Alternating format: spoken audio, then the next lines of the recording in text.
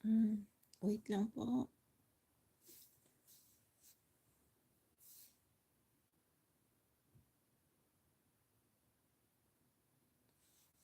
Ang ating pong babasahin ngayon para po sa ating one-year plan reading the Holy Bible ay ang Luke chapter 19 verse 38 hanggang Luke 21 verse 38.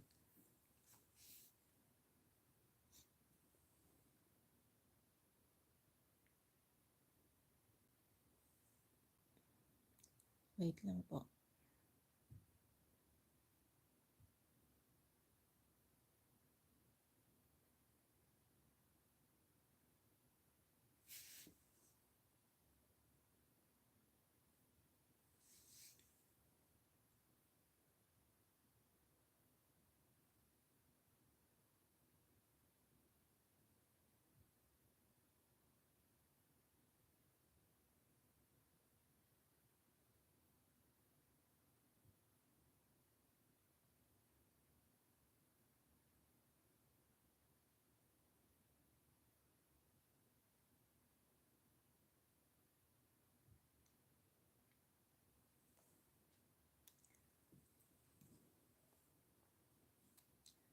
Sabi po dito is, blessed is the King who came in the name of the Lord. Peace in heaven and glory in the highest.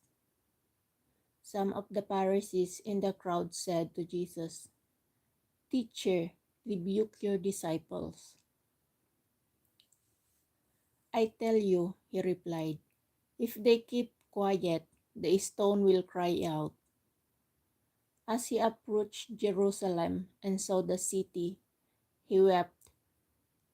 He wept over it and said, if you, even you, had only known on this day what will bring you peace, but now it is hidden from your eyes. The day will come upon you when your enemies will build an embankment against you and encircle you and hem you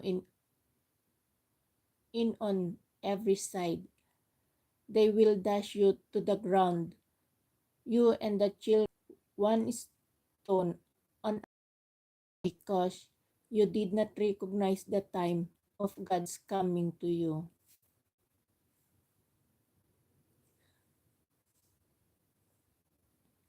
When Jesus entered the temple courts, he began to drive out those who were selling. It is written, he said to them, my house will be a house of prayer, but you have made it a den of robbers. Every day he was teaching at the temple, but the chief priests, the teachers of the law, and the leaders among the people were trying to kill him. Yet they couldn't find any way to do it because all the people hung on his words.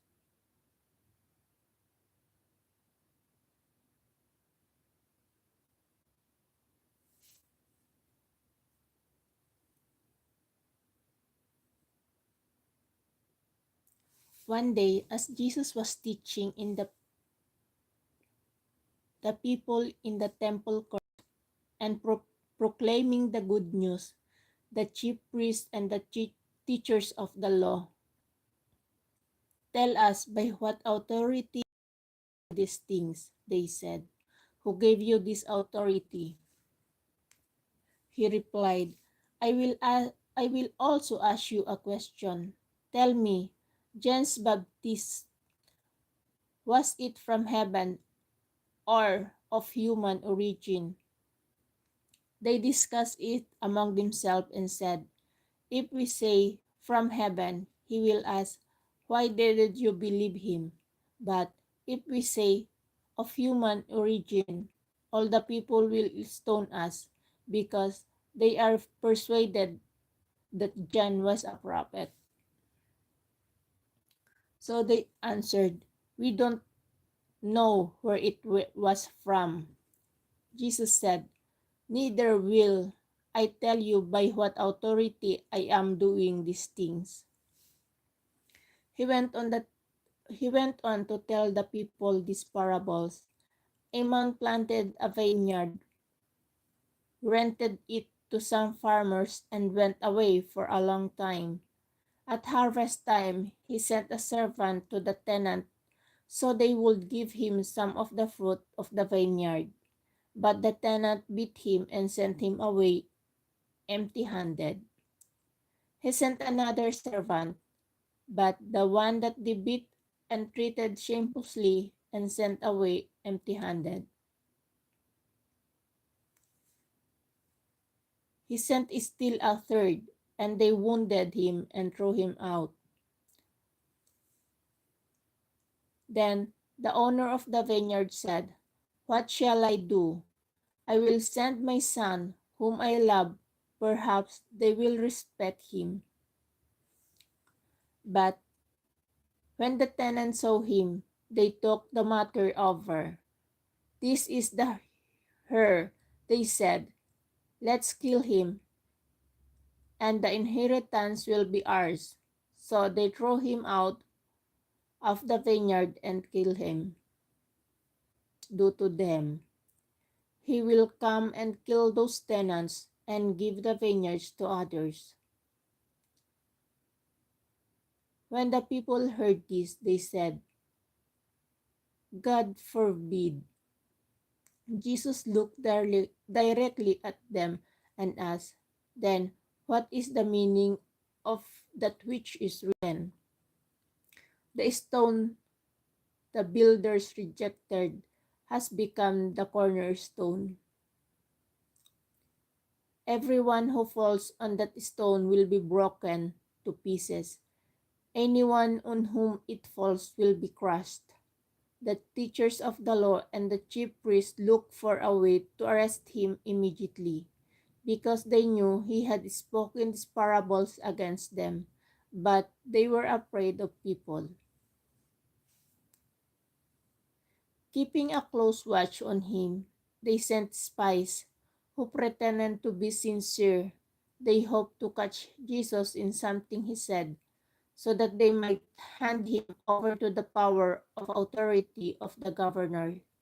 So the spies questioned him, "Teacher, we know that you speak and teach what is right, and that you do not show partiality, but teach the way of God in accordance with the truth.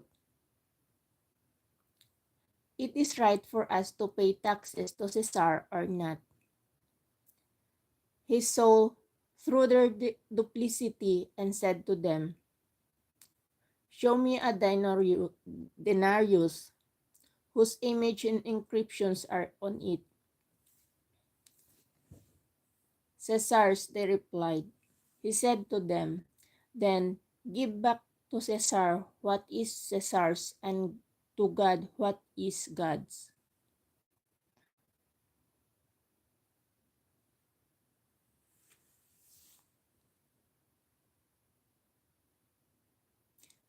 They were unable to trap him in what he had said.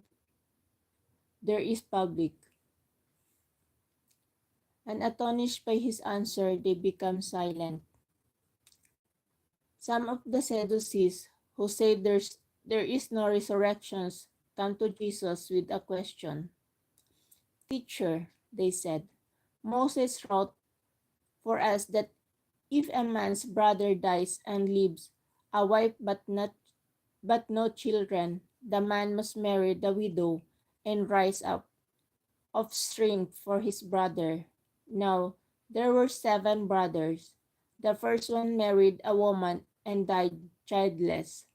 The second and then the third married her, and in the same way the seventh died, leaving no children. Finally, the woman died too. Now, now then, at the resurrection, whose wife will she be, since the 7 were married to her?"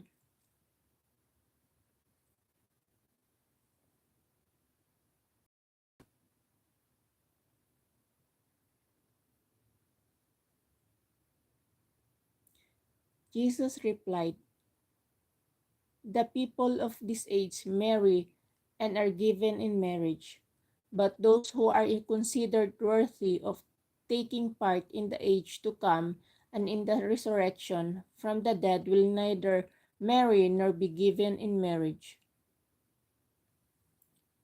And they can no longer die, for they are like the angels. They are God's children, since they are children of the resurrection.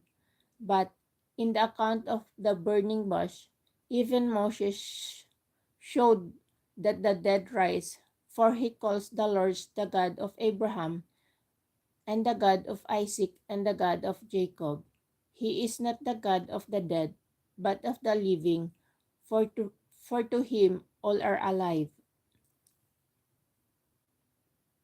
Some of the teachers of the law responded, "Well said, teacher," and no one dared to ask him any more questions. The word of the Lord. Thank you so much, guys, for listening and for dropping by. Thank you. Bye-bye. God bless you all and happy Thursday, Friday. Yeah, Friday. I don't need Bible. No support back.